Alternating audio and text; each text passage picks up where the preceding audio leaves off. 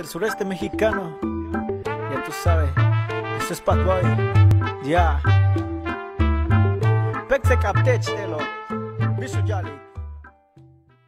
Siempre me dificultaba un poquito más el español, ¿no? Como no es mi lengua materna, entonces el maya es donde yo me siento más seguro.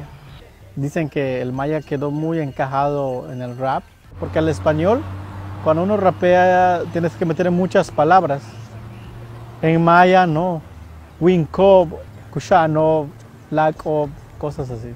Cuando yo comencé a rapear en maya, pues no había otros raperos en maya, ¿no?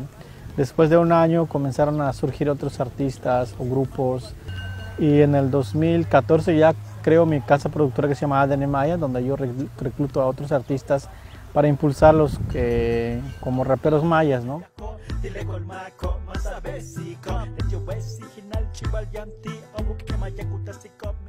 Se sienten contentos. A veces aquí la mayoría no habla maya, ¿no? Aunque es una región maya, pero desgraciadamente pues la escuela o los papás no tienen ese de señales maya, ¿no?